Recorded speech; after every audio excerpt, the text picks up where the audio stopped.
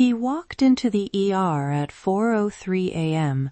No ambulance, no family, no blood. Just a man in a wrinkled suit, barefoot, shivering, with hollow eyes that looked straight through you. "My body isn't mine," he said. "It's a shell. I've been dead for 3 days." I assumed psychosis, schizophrenia, maybe drug-induced delirium, but his vitals were perfect. Heart rate 72, blood pressure 120/80, oxygen 99%. He wasn't feverish, not dehydrated, no tremors. Just certain he was dead. His name was Daniel Reeves, 41, a corporate lawyer from Chicago. He'd been found wandering near I-90 by a trucker who said he kept asking if I could see his ghost. We admitted him to psychiatry. But before they could take him, he grabbed my wrist. "Do you feel that?" he whispered. "Your pulse is warm. Mine is ice." I checked his radial artery. Strong, steady, warm. "You're alive, Daniel," I said gently. He shook his head. "No, I died in my sleep Tuesday night. My wife buried me, but my body didn't realize it, so it kept walking, talking, breathing, like a wind-up toy with no one inside." This wasn't just depression. This was Cotard syndrome, a rare delusion where a person believes they are dead, rotting, or don't exist, often linked to severe depression, brain injury, or neurological disorders. But Daniel had no history of mental illness. His last physical was 6 months ago. Clean bill of health. So what triggered it? We dug deeper. His wife confirmed he'd been stressed, overworked, hadn't slept in days, but nothing that explained this. Then, on his second night in the hospital, something chilling happened. He stood in front of the mirror in his room and said, "That's not me."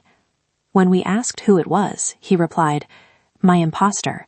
He's been wearing my face since the funeral." He refused to eat, said his stomach was full of maggots, refused to drink, said water poured through empty ribs. But here's the strangest part. His body believed him. His blood pressure dropped. His temperature fell to 96 degrees Fahrenheit. He stopped producing tears. It was as if his mind's conviction was slowly shutting down his biology. We called neurology, psychiatry, even a medical ethicist. No one had seen a case this severe. Then, on day 4, he asked for a Bible. Not because he was religious, he wasn't, but because he wanted to read the passage about Lazarus. "The dead man came out," he whispered, his hands and feet bound with strips of cloth. He looked at me, but no one untied him, so he's still dead, just moving. I didn't know what to say, so I sat with them in semblance. And in that quiet, I wondered, what if he's not delusional? What if he's just the only one who sees the truth? That so many of us walk around, breathing, working, smiling, but inside, we're already gone. Just shells. Just ghosts in suits. And maybe Daniel wasn't sick. Maybe he was just awake. On the 5th day, his wife brought photos. "Look," she said, tears in her eyes. "This is you at our wedding. You're alive. You were happy." Then he said, "That man is dead. I watched him die. He stayed in that moment. I had to keep going, so I left him behind." She broke down sobbing. Later, she told me something that changed everything. 3 days before he showed up at the ER, Daniel had missed his father's funeral. He'd been in a mediation that couldn't be rescheduled. His father had died alone, and Daniel hadn't even called. He came home that night, his wife said, and just sat in the dark. Didn't speak, didn't eat. The next morning, he said, "I think I left something behind." We realized he didn't believe his body was dead. He believed his soul had died, and his body was just a hollow echo. That's when we shifted treatment, not with antipsychotics, but with grief counseling. We brought in a therapist who specializes in existential trauma. She didn't argue with his delusion. She asked, "What did you leave behind at that funeral?" He cried for the first time. "My father," he whispered.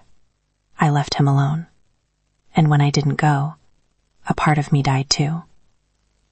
Slowly, we rebuilt his sense of self, not by proving he was alive, but by helping him reconnect with what made him feel human.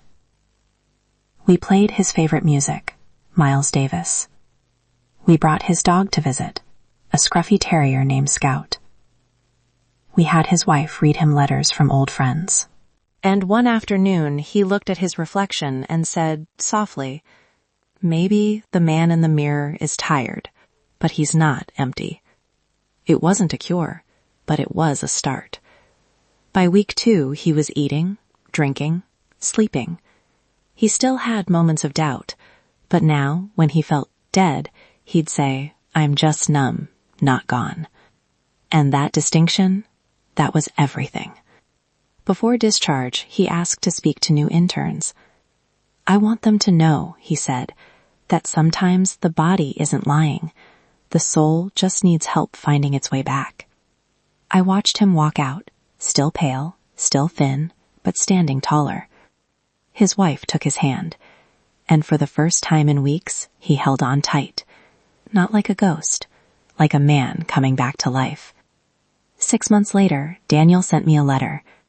He'd quit his law firm, started volunteering at a hospice. "I sit with people who are dying," he wrote, "not to fix them, just to witness them, because no one should leave this world feeling unseen." He also started a support group for people with existential dissociation, a term he coined. "It's not about being crazy," he told the local reporter. "It's about losing your why. And when you lose that, the body forgets how to live." I think about him often, especially on nights like this, quiet, cold, the ER humming with the sound of machines keeping people alive. But are they living, or just persisting? Daniel taught me that life isn't just biological. It's relational, it's emotional, it's spiritual. And when those threads break, the heart can keep beating, but the person, they vanish. In medicine, we're trained to save bodies, but sometimes the real emergency isn't a failing organ, it's a failing sense of self. And the cure isn't a drug, it's being seen, being heard, being told, "You matter," even when you don't feel like you do. Daniel's story isn't rare, not really. How many people do you know who smile at work but feel empty inside, who post happy photos but haven't felt joy in years, who are technically alive but haven't truly lived in a long time? Maybe the real epidemic isn't depression, it's disconnection, and the antidote is someone willing to say, "I see you, and you're not alone." That's what saved Daniel. Not a diagnosis, not a pill, just a therapist who asked, "What did you leave behind?" And a wife who never stopped holding his hand. So the next time you see someone drifting, don't ask, "Are you okay?" Ask, "What part of you feels missing?" Because sometimes the most healing thing you can offer is not a solution, but witness. This is ER Confessionals. Stay present, and never underestimate the power of a single question to bring someone back from the dead. Because in the end, we're not just bodies with pulses, or stories. And every story deserves to be heard, especially the ones that say, "I'm not here," because those are the ones screaming the loudest. Daniel still has bad days. So, if you're watching this, and you feel like a ghost, know this. You're not dead. you're just waiting for someone to see you. And maybe this video is that someone. You are here. You matter. And your story isn't over. Not even close. This is ER Confession. Stay human. And never stop reaching for the light, even when you can't see it yet, because someone out there is already holding it for you.